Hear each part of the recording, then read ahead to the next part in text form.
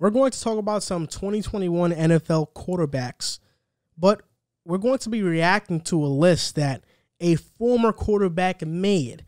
His name is Chris Sims. This list caught traction on social media. A lot of people called Chris Sims an idiot. They said he doesn't know what he's talking about. And then that was followed up with a lot of people posting and talking about Chris Sims' former resume when ranking quarterbacks. So before we give you this quarterback ranking, I'm just going to talk about Chris Sims' resume. So last season, I believe, who was a rookie this past season? Herbert and Burrow? Yeah, he had Burrow 1 and Herbert 2, and he didn't have Tua. I think he had Tua around like 5 or 6. Yes, he had Tua even below Jordan Love. In 2019, he had Kyler Murray 1. He missed on Daniel Jones. That was his biggest miss. Well, and I don't even think that's a miss because Daniel Jones is like, okay, he's like a whatever quarterback. In 2018, he had Josh Allen 1, Lamar 2, 3, Baker, and Darnold and Rosen. So he was spot on with that draft. He was high on Mahomes before the draft as well. So he has a track record of being right on these quarterbacks, and he just released his list. So number 1, he has Zach Wilson. Number 2, it's Trevor Lawrence. Number 3, it's Mac Jones. Number 4, it's Kellen Mond. Number 5, it's Justin Fields. And number 6, it's Trey Lance. Now I just want to ask you this question first, Jack. You were very down on Mac Jones. And for Chris Sims to have him ranked 3, I mean, how do you feel about that? I was surprised. I was really surprised with the list in general. I mean, I'll say one of the guys that I've been mentioning, I feel like in a bunch of different previews, is Kellen Mond. And even as much as I think he would be a good value for where you could get him at, I think having him at 4 ahead of Fields and Lance is crazy talk. And that's from, I've been pretty high on Kellen Mond. So we wouldn't be talking about this if he didn't have the resume of success ranking quarterbacks in the past. So, I mean, you have to take it with at least, some substance here because he's done a great job in the past. I take it with some substance, but I'll say this. He's wrong about Kellen Mond. I am 100% certain. If Kellen Mond, I think he can develop into a starter. No doubt about it. But I think Justin Fields and Trey Lance have way more potential. Yeah, franchise quarterback potential. I don't see what he sees in Kellen Mond. And to be fair, last year, in 2019 in the draft, he ranked Ryan Finley above Daniel Jones. So I think this is the Ryan Finley of this quarterback list, Kellen Mond being at 4, because I watched him at A&M, and I never thought anything of it. I thought he was an okay college quarterback. He kind of reminds me of Phillip Rivers in his release, his posture, his throwing motion. He looks uncomfortable. He reminds me of Phillip Rivers. It's an awkward release. Not saying it can't be successful because Phillip Rivers is a Hall of Fame quarterback in my opinion. So it can be, but I'm not high on Kellen Mond. I would say on Mac Jones, even though I've sounded very critical of him, I think he can definitely become a starting quarterback in the league. I think he can be a good quarterback. I just don't see him ever becoming a star or a franchise quarterback. So to me, seeing him at 3 was crazy. But I thought that, again, I'm very high on Zach Wilson, but him above Lawrence was another eye-opener for me. I love Zach Wilson, but I don't know if he'll ever beat Trevor Lawrence. I'm going to be honest with you. I just started evaluating these quarterbacks. I started with Zach Wilson. Yeah. I finished watching every game of his.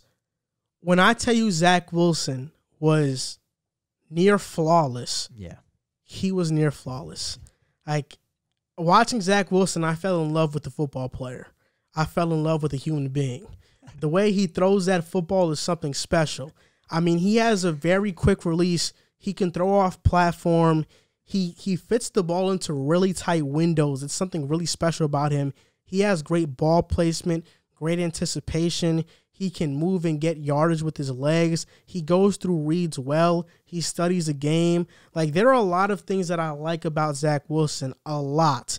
And I don't think it's crazy to say that he can have a better career than Trevor Lawrence. I think as a prospect, because you do have to take into account the body of work. Lawrence has been doing this for a couple of years now.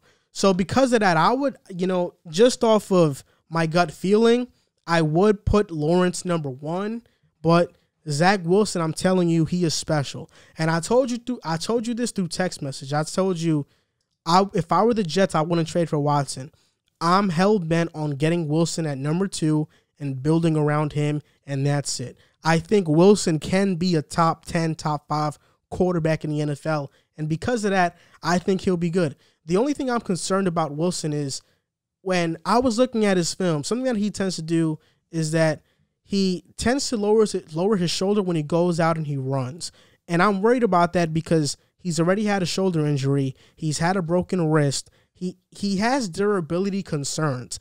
And a quarterback who goes out and runs and doesn't slide much, it worries me because if you take that one big hit in the NFL, you can get hurt and you can be out for a couple of games. And we know with the Jets the past couple of years, Sam Darnold getting injured has pretty much put a nail in our season for the past couple of years. His rookie year, he got injured for a couple games. Then his second year, when we were so hyped with our free agency signings, Darnold got mono. So is Zach Wilson going to have those same durability concerns? That's my concern with Zach Wilson. Another one of my concerns is that his timing sometimes is a little bit off. Sometimes he allows defenders to get into position to bat the ball down. But a lot of people want to knock Wilson for the competition he played and stuff like that. I'm going to tell you right now, BYU did not have much separators.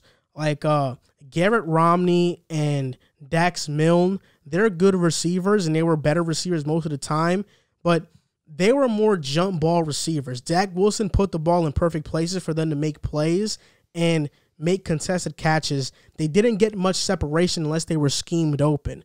But if it was one-on-one, most of the times they really did not have much separation. So because of that, I don't think competition should play a factor in where you rank Wilson.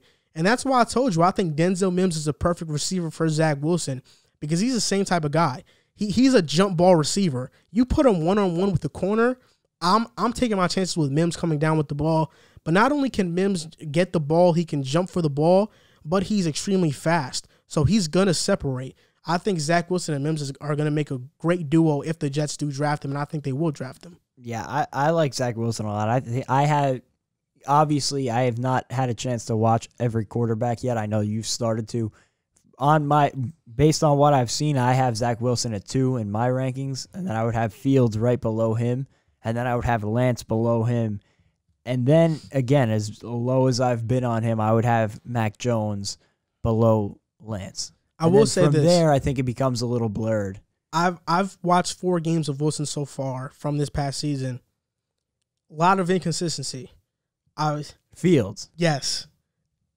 Right now, like, I've watched 8 games of Wilson, and my notes on Fields are about to exceed Wilson's in just 4 games. Because with Wilson, it was most of the stuff that, okay, I didn't really have to jot it down because he didn't make much mistakes. I usually jot down a lot of the mistakes, and a lot of the good things I just keep in my memory. Fields is a lot of things that I'm worried about in terms of his mechanics and just his inconsistency throwing the ball. Yes, decision-making as well. And Ohio State is a one-read offense. But what I do like about Fields is that I think you can legitimately build an offense around him if you have a zone running scheme offense and kind of use him like Lamar Jackson did when Greg Roman was there. Because he can run the ball really well, and he's great at throwing a deep ball. He has a great deep ball. He's very accurate at that. But sometimes the ball does come out a little bit weird. He doesn't have the tightest spiral and not that much of a quick release. I'm really excited for the draft. Like, I really am because I don't know where these guys are going to go. Like, I think Trevor's 1, of course. Yeah. Zach Wilson is 2. But then even that's not a sure thing, though. Yes. As much as we want it to be, because I agree with you. I think it's a sure thing. I really do. Then at 4, the Atlanta Falcons, are they going to take Trey Lance or Justin Fields? Or are the Atlanta Falcons going to take Mac Jones, who plays similar to Matt Ryan? Matt Ryan isn't the quickest guy. So he would be a really good fit in Atlanta because Arthur Smith is already working with the quarterback and that's not mobile. There. Exactly. But let's say Atlanta, let's say they draft Fields just for the sake of it, because I think hometown kid, it makes a lot of sense. Yeah. Then at 6, Detroit. Do they go quarterback of the future and get a Lance, you know, do they get a Lance? I'm not really sure. Do they get a Mac Jones? I don't really know. So I think Detroit might pass on a quarterback, but Carolina is not passing on a quarterback. Yeah. Are they going to go Lance? Are they going to go Jones, Fields if he's there? If Fields is there at 6, are the Eagles going to get him? It's a lot of stuff. That's why I said that in this top 10 draft, in this draft class, there might be 5 quarterbacks that go in the first round. Oh yeah, I don't think. No. 5 quarterbacks that go in the top 10.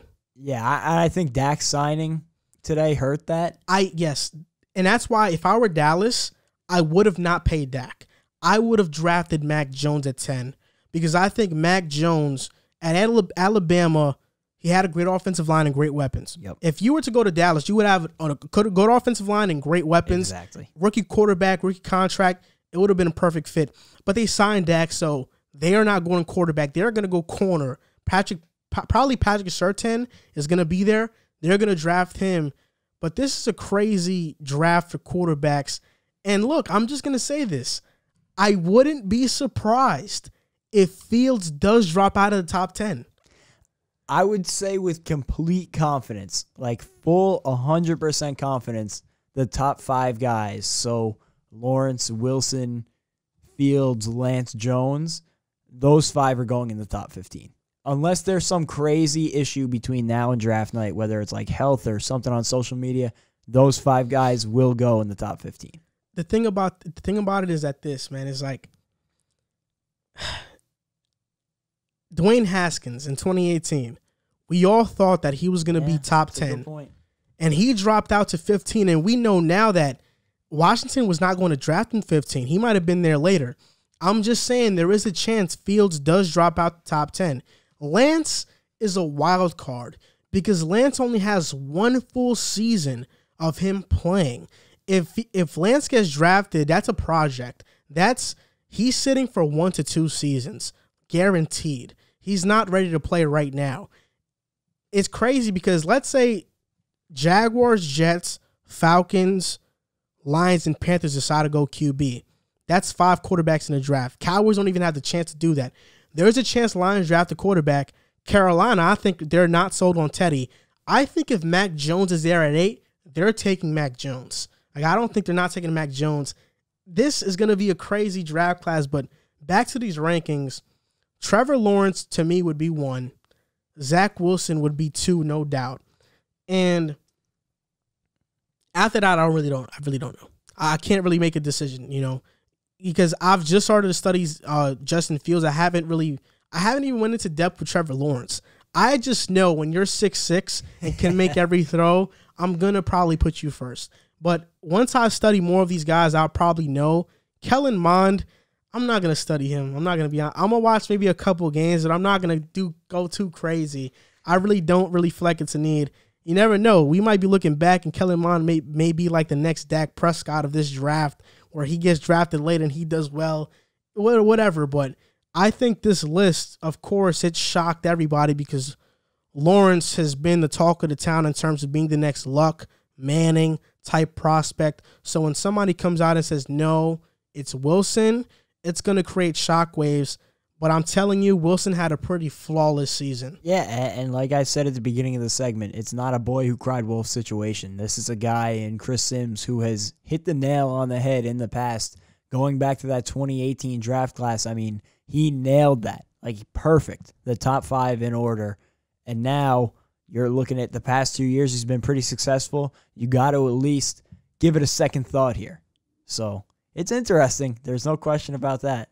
This is going to be an interesting draft. I think it's funny because we have had like such differing opinions on Mac Jones and Kellen Mond, and those are the 2 guys who are right next to each other in these rankings. And that was Mac the part Jones I was laughing at. Mac Jones is 1. Now, I think it is pretty funny, but I'm telling you right now, I think, you know, somebody in the comments just said Joel would rather have Mac Jones than Dak Prescott. Absolutely, 100%, no doubt about it. Because Dak Prescott right now is the highest paid quarterback in the NFL. I would have never made Dak Prescott the highest quarterback in the NFL. And I love Dak Prescott. I really love Dak Prescott. He's one of my favorite quarterbacks in the NFL. But that Dallas Cowboys roster is not getting better. The offensive line is getting older.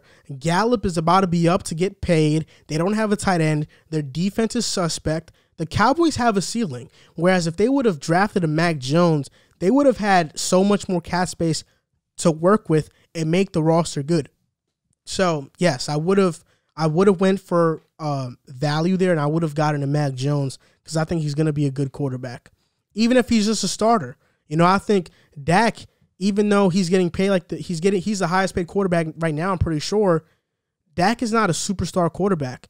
He's a Derek Carr to me. That's what he is. I think he's a really good quarterback. He's pushing great, but he's not a top 5 quarterback, and you can argue he's not a top 10 quarterback. And I'm not paying not a top 10 quarterback that much money, which is why I would take a risk on Jones and let's see if he pans out rather than paying Dak that much money. Yeah, and they're already in a pretty bad cap situation to begin with. So now just adding this Dak contract on top of that, it's really not a sustainable business model moving forward here. Like I don't see how they're going to handle this cap situation moving forward. Yeah, exactly. 100%. And I don't think right now they have a championship contending roster. They don't. Washington football team, if they get a quarterback, that's all over. If they get an offense, that's all over. So we'll see what happens. But, I mean, this quarterback list definitely made some shockwaves. In the next coming, probably in 1 or 2 weeks, I'll release my quarterback rankings, and I'll start, and it'll be the start of the next Chris Sims with my quarterback rankings when everybody waits on the rankings to see when they drop, and then it's there. But we'll see what happens. This is a make or break ranking for me because this is the first one. Yes, this is the first one. You got to get that credibility. Yes, I have to. Yes, exactly. I have to do that. So this is make or break. We'll see what happens.